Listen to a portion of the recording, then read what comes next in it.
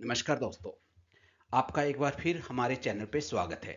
दोस्तों, आज हम पार्ट 18 की बात कर रहे हैं। इससे पहले मैंने 1 से लेकर 17 तक पार्ट बना चुका हूँ। क्या डिप्रेशन एक बीमारी है? आज इस टॉपिक पे बात कर रहे हैं, लेकिन मैं ये कहना चाहता हूँ कि आप 1 से 17 वाले पार्ट भी ज़रूर देखें, ताकि आपको ज़्यादा से ज़्यादा डिप्रेशन के बारे में नॉलेज हो सके और आप किसी की भी सहायता कर सकते हैं। तो चलिए आज के इस टॉपिक पे कि क्या डिप्रेशन एक बीमारी है। दोस्तों, बहुत से लोगों के मन में ये ख्याल आता है कि डिप्रेशन भी क्या कोई बीमारी है, ये तो वैसे ही हो जाती है। सामान्य भाषा में ये एक प्रकार से छोटी सी चीज़ लगती है। तो कई लोगों के अंदर ये सवाल स्वाभाविक रूप से पैदा हो जाता है। इसलिए आज हमने ये विचार किया कि क्या डिप्रेशन एक बीमारी है, इस पे एक टॉपिक पे बात की जाए और एक वीडियो बनाया जाए। तो दोस्तों, चलिए आज इसी के बारे में बात करते हैं। हाँ, डिप्रेशन एक बीमारी है। ये एक मेडिकल कंडीशन है। दोस्तों, यह सिर्फ उदासी, कमजोरी या सोच की प्रॉब्लम नहीं है। वर्ल्ड हेल्थ ऑर्गेनाइजेशन यानी WHO और सभी mental health expert specialist depression को इलनेस के रूप में मानते हैं। यानी कि दोस्तों, ये इंटरनेशनल क्लासिफिकेशन ऑफ डिजीज एक मैनुअल है, जिसके हिसाब से इसको हम डिप्रेसिव डिसऑर्डर कहते हैं। तो दोस्तों, ये एक प्रकार से बीमारी है, ये एक सामान्य बात नहीं है। तो डिप्रेशन एक बीमारी हुई। दोस्तों, फिर मन में सवाल उठता है कि एक बीमारी क्यों है ये। दोस्तों, डिप्रेशन को बीमारी इसलिए कहा जाता है क्योंकि एक तो दिमाग के केमिकल जो होते हैं, यानी कि सीरोटोनिन है, डोपामिन है, नोर एपिनेफ्रिन है। तो ये दिमाग के केमिकल जो हैं वो बिगड़ जाते हैं, यानी कि उनकी कोऑर्डिनेशन बिगड़ जाती है, उनका बैलेंस बिगड़ जाता है। दूसरी बात है कि बॉडी और माइंड दोनों पर असर पड़ता है दोस्तों। जैसे नींद पे असर, भूख पे असर, है ना, और एनर्जी पे असर, हमारे गिल्ट फीलिंग आ जाती है। और इसी तरह से हमारे मूड के ऊपर असर, हमारे इंटरेस्ट के ऊपर असर आ जाता है, कंसंट्रेशन के ऊपर असर आ जाता है, डिसीजन लेने पे असर आ जाता है। इसके स्पेसिफिक सिम्टम होते हैं जो वीक मंथ तक रहते हैं दोस्तों। इसलिए ट्रीटमेंट से जैसे थेरे इसकी जो ट्रीटमेंट है, खास तौर पे जब विशेष तौर पे 3 या 4 इसके कार्डिनल सिम्टम है, जैसे लो एनर्जी है, लो लॉस ऑफ इंटरेस्ट है, लो मूड है।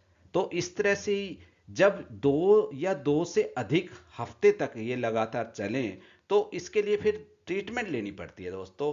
जैसे थेरेपी है, लाइफस्टाइल चेंज है, ये कभी कभी दवाई कंडीशन सुधार सुधार देती है। बिल्कुल दूसरी मेडिकल इलनेस की तरह ही है ये। जैसे कि BP की प्रॉब्लम है, किसी को डायबिटीज की है, जैसे कि थायराइड की है, तो सभी अपनी अपनी दवाइयाँ लेकर ठीक हो जाते हैं। इसी तरह से डिप्रेशन में भी अगर कोई दिमाग की बीमारी की दवाइयाँ लेगा तो वो ठीक हो जाएगा। और इसके लिए सबसे उपयुक्त जो डॉक्टर होता है वो होता है साइकेट्रिस्ट, यानी कि मनोरोग विशेषज्ञ। तो जब भी इस तरह की दिक्कत हो डिप्रेशन की, तो मनोरोग विशेषज्ञ से जरूर मिलना चाहिए। फिर दोस्तों, ये डिप्रेशन कैसे फील होता है? जैसे मैंने आपको पहले भी बताया, इसमें क्या है, उदासी रहेगी, लो मूड रहेगा, लो एनर्जी रहेगी, लॉस ऑफ इंटरेस्ट हो जाएगा, लगातार उदासी रहेगी, इंटरेस्ट खत्म हो जाएगा, रात को नींद नहीं आएगी, चिंता रहेगी, थकान रहेगी, टायर्डनेस रहेगी, नेगेटिव विचार आएंगे, होपलेसनेस रहेगी। तो ये कुछ फीचर हैं जिसके द्वारा हम पहचान सकते हैं कि इस व्यक्ति को डिप्रेशन है या नहीं। लेकिन ये फीचर कम से कम 2 या 3 हफ्ते लगातार रहने चाहिए और बढ़ते रहने चाहिए। फिर दोस्तों, मन में विचार आता है कि क्या डिप्रेशन ठीक हो सकता है? तो दोस्तों, इसका जवाब है बिल्कुल, यस। 80 to 90% केसेस में ट्रीटमेंट से बहुत अंतर आ जाता है दोस्तों, बहुत ज़्यादा फर्क पड़ जाता है। ट्रीटमेंट इसके अंदर मेडिसिन चलती है और साइकोथेरेपी चलती है, काउंसलिंग चलती है। तो दोनों मिलकर इसके अंदर 80 से 90% तक इम्प्रूवमेंट आ जाती है दोस्तों। लेकिन महत्वपूर्ण क्या है दोस्तों? सबसे महत्वपूर्ण बात यह है कि डिप्रेशन किसी को अगर हो जाता है दोस्तों, तो ये उसकी कमजोरी नहीं है, ये उसका किसी तरह का कसूर नहीं है। डिप्रेशन एक बीमारी है, इसीलिए इसको बीमारी की तरह लेना चाहिए। दूसरा, किसी को भी अगर दिक्कत ज़्यादा है तो साइकेट्रिस्ट से मिलना चाहिए दोस्तों, क्योंकि साइकेट्रिस्ट ही इसका सही इलाज बता सकता है और आपकी सहायता कर सकता है। दोस्तों, ये मेरा प्रयास था, छोटा सा प्रयास था कि आपको समझा सकूं कि डिप्रेशन भी एक बीमारी होती है। ये वैसे ही नहीं है, ये बहुत ही सीरियस बीमारी का रूप भी धारण कर सकती है।